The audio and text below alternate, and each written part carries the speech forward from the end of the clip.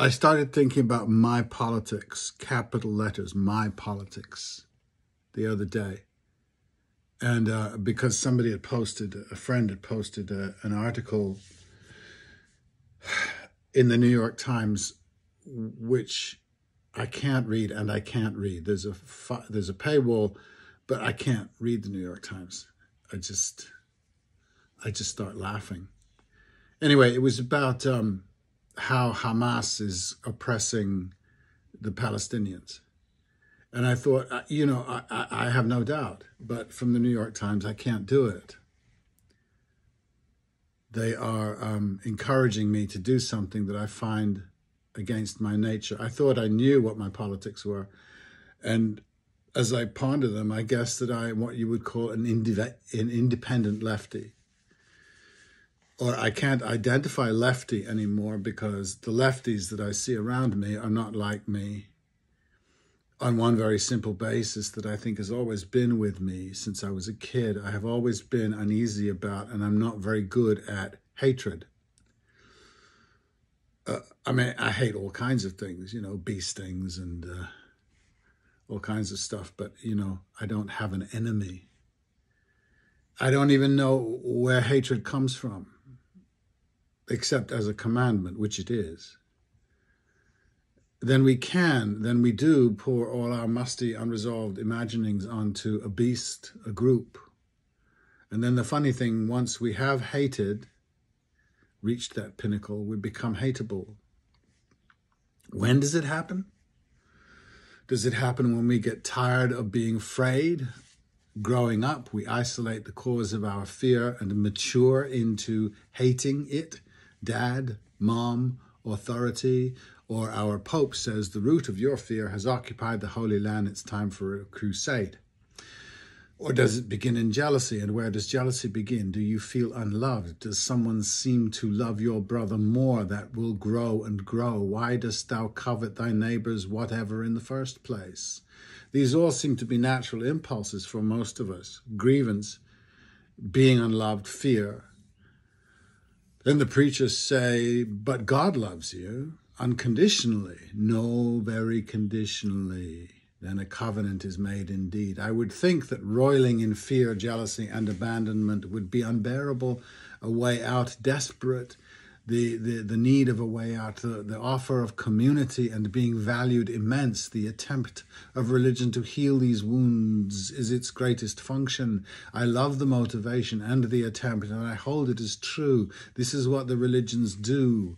However, the exceptions and excesses, the unholistic healings, the scriptures of exceptionalism, the chosenness, the exclusive covenant in my line of sight are the problem. The clannishness that doth attend these identities, the projection of threat onto anyone not carrying a card of membership makes racism and other myriad bigotries so easy.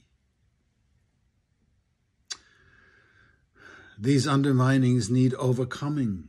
First, because fear and jealousy and the rest are such burdens, mostly imagined, not to be fanned into flame as the center of your creed, the identity of your tribe, but to be moved past. If there is a real threat, a Hamas, be assured it is an aberration. If it is writ in their book, this tendency to unspeakable violence, it is written in yours too. The time gives it proof. Otherwise, you would ask, why? Why were we attacked? Unless you imagine that these are natural attackers. On October the 7th, on 9/11/2001 and 9/11/1973, when the CIA-backed coup killed 3,000 on the day and 40,000 during the Pinochet regime in Chile, lest we forget, justified by our great collective fear of socialism. Hate. Freud would say it's about dad, to allow oneself to hate him and then overcome the hate when you separate from him. The mother, Oedipus, thank you, Sigmund, for complicating what should be complicated. Now, great rage, as my friends know, I do very well, but it doesn't linger. I don't know how it happened or when, or maybe it just happened over and over so often that at some time it becomes like rock, the unhating. In the last couple of years, there have been lots of opportunities to test my feeling, to try my thing out, and it is clear the only evil person is a person saying so-and-so is evil. The person who says so-and-so is evil opens the evil door, the shortcut. That's the irony, the catch-22, the explanation that atrocities happen in our world because Satan burns in some of us and in not others of us just doesn't reach me. I can defend my stance, but I'll not, because I have found we believe what we need to. I have friends who keep quoting the New York Times on Gaza. I don't believe what the New York Times says about Gaza. I think the New York Times hates as policy. The New York Times and my friends need a certain story about Hamas that I don't, and should someone claim Israel is inherently evil too, this too I cannot do. It isn't one or the other, it is three. I guess the seekers of evil behind all human affairs, the Chinese, Iranians, North Koreans, Putin, Hamas, who else, Donald Trump, Joe Biden, Ocasio-Cortez, so many to choose from, seem to be seeking community somehow.